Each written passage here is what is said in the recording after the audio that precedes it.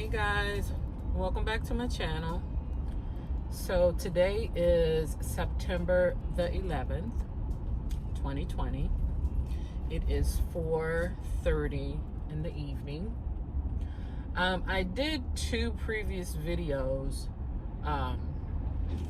that I wanted to upload weeks ago and that I haven't uploaded yet. So you know what, we're going to scrap those videos and I'm going to record this today and I'm going to upload it today.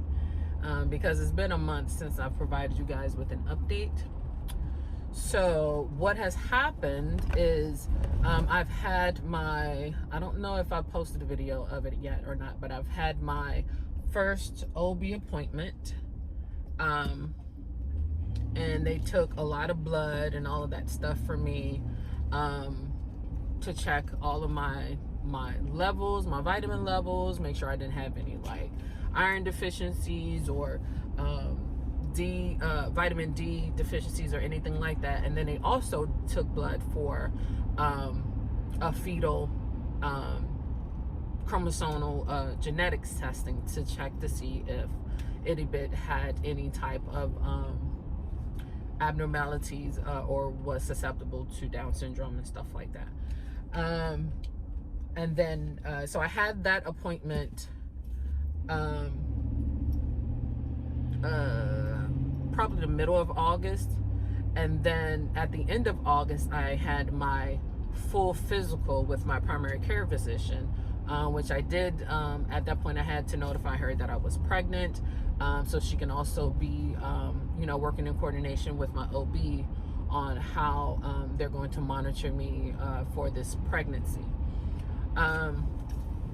So I have gotten all of my lab works back. Everything looks great. Everything looks great. I didn't have any, the only deficiency that they saw was that my vitamin D. So my primary care physician wants me to up my dosage of vitamin D that I take every day. I was taking like 1,000 and she wants me to take up to 2,000 a day.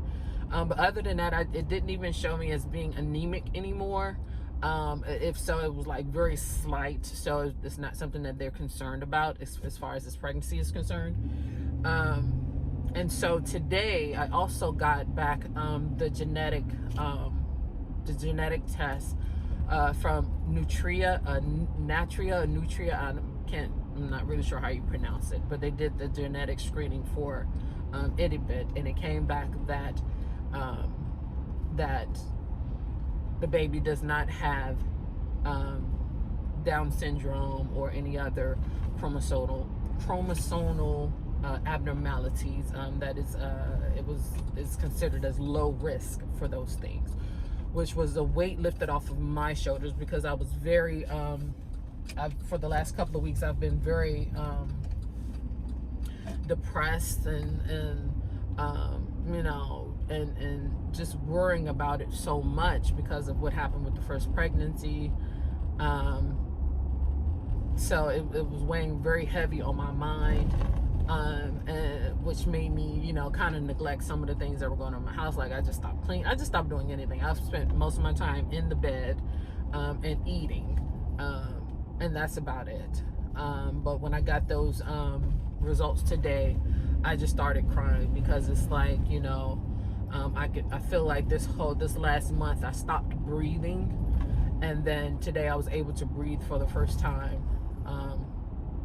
in a long time. So we're still not out of the woods. I'm still considered a high-risk pregnancy because of how old I am, and both my primary care physician and my OB are going to be working together to monitor me. As I said before, I do have a maternal and fetal specialist appointment next Friday. So I will let you guys know what come out of that. I'm pretty sure they're going to do more extensive testing on me and the baby. Since I had my genetic test done on me during my fertility process, I already knew that I had the sickle cell trait. So when they tested me this time around, of course that came back as me having the sickle cell trait, which I already knew. which was one of the reasons why I had to be very careful in the donor that I selected, which was the reason I did not select an African-American donor, because all of the African-American donors on that site, or that I found that I would have wanted to have a child with, they had the sickle cell trait as well. So I did not want to base my decision on who I was going to use as my donor based off of race, because I knew that there were some things in my genetic history that I did not want to make my child susceptible to, and other things and other races too that are kind of like specific to certain races and certain regions and stuff like that. So I was very careful in my decision in selecting my donor. So that shouldn't be an issue at all. The baby didn't come back with having any type of sickle cell trait, which is a good thing. But I'm pretty sure that the maternal and fraternal specialist is going to probably do another screening as well. Currently today I am 11 weeks and 4 days, so I am almost out of the first trimester. I'm almost 3 months, and other than feeling extremely hungry all of the time, the other thing that has been an issue for me is sleep, which I don't really get any sleep whatsoever. And it's not like I'm not tired. I'm exhausted, but for whatever reason, I can only sleep for a few hours, and then I'm back up again. And that's throughout the night. It never fails. If I go to sleep around 9 or 10 o'clock at night, I'm back up at 2, and then I'm up for a couple more hours before I probably fall back to sleep around about 4 or 5. And then I'm up again around about 6 o'clock because I have to clock in for work. So yeah, I don't get as much sleep as I would like. I'm hoping that going into the second trimester that I'll get more energy, and that I'll be more mobile to kind of exhaust myself. Because as I said, the last month I just spent the time in the bed. If I wasn't going to a doctor's appointment or something like that, I didn't leave the house. And so I continue to get my groceries delivered to the house, and I continue to order Uber Eats and stuff like that. So I didn't, so I just spent my time in the bed. Sorry guys, this fool making this turn. So I just spent my time in the bed and trying to get some sleep. Other than that, I just been binge watching shows on Netflix and catching up on some other shows, finding new shows to watch on Hulu and Amazon Prime and Netflix. So that's pretty much all I'm doing. So I'm hoping that I get more energy now that I've gotten this good news about the baby screening, that it'll put me in a different headspace and where I can enjoy this pregnancy, you know, like my sister told me today. So I hope that it puts me in that headspace, because I really need to get my house together and prepared for this baby to come. I need to get the baby's room together. I need to finish getting my office together, because the latter part of my pregnancy is where my office is where I will be sleeping, because my bathroom, personal bathroom, is in my office. So I ordered a queen, a full-size day bed to go in my office. So that should be coming around October 2nd or 3rd or something like that. So I want to finish getting my office together and get the baby's room together. And everything else, you know, I'll play as, you know, as it comes. But those are the two main things that I really want to get taken care of. And then make sure that I'm taking care of myself, staying mobile and active, so that itty bit can continue to be healthy and grow. As far as a baby bump, I see a slight bump, but since I am a plus size woman, it's not as noticeable. So maybe when I get around 15 weeks, it'll be a little bit more pronounced. But I can tell because of how I know my shape is, that there is a bump there. So I may try to include a picture of that a little later. So yeah, I have my maternal and fraternal specialist appointment next Friday, and then a week after that is when I have my follow-up appointment with my OB and another ultrasound. I will be 13 weeks at that point. So I will try to I'll record what I can of the specialist appointment, and then of course of the OB, and then upload that the following Friday. So 2 weeks from now I should be uploading another video.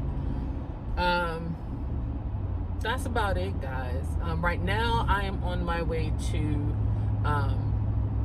this barbecue place here called Rockland's. I have just out of the blue, I started craving it. So I'm going to go there and probably spend like $100 on some food, some stuff, you know, for me to eat throughout the weekend. Because the food is delicious. The cornbread alone is worth going. So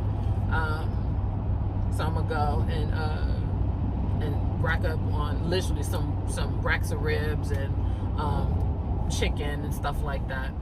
And then I'm going to drop my aunt off at the grocery store because she wanted to get some groceries. I'm not going into the store, but I will wait outside while she goes in. And then after that, I'm going to come home. I'm going to upload this video so you guys can see that Kenyetta is okay. Itty Bit is okay.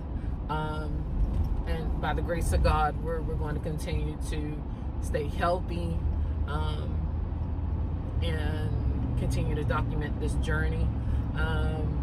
I will do better as far as getting videos out at least every 2 weeks so you guys can see what's going on as they're going on. And that's about it. So I'm about to end the video here and put on some music, and I'll probably stop at McDonald's because I have a craving for some French fries with some honey mustard and ketchup. So I'm gonna get some of that because it's past time for me to get something to eat. And it takes a while for Rockland's to finish your food, and I don't want to be sitting there smelling all that good food and then I start starving, because I don't want to have a crying fit in the store. So I'm going to stop and get something, get some fries or something to eat to kind of hold me over until I get the real food. And I will upload this video today. I have gotten quite a few new followers, so hello to all of my new subscribers, and hello to all my existing subscribers. I love you guys so much. I appreciate you hanging in there with me, encouraging me. I'm not sure if you're following Miss Mary, but Miss Mary just got her BFP, so I want to send shout out and love to her and her hubby about that. That is awesome news. And then I don't know if you're also following Miss Wesson, but that's my sister by another mother. So her and her hubby, they're on their journey as well. I believe they just had a transfer. So definitely follow them too if you're not. I watch them every video that they have come out. I watch them because they're on the same journey as me, and they're really good people. So yeah. But to all my existing and new subscribers, if you have any questions, please feel free to reach out. I'm on Instagram. I'm on my email address is in the description. I'm here. I'm definitely here. So thank you, God. You know, that's all I can say. Thank you, Jesus. Won't He do it? He do it. He do it all the time. So with that being said, as always, keep the faith and stay positive. I'll see you guys in the next video. Bye.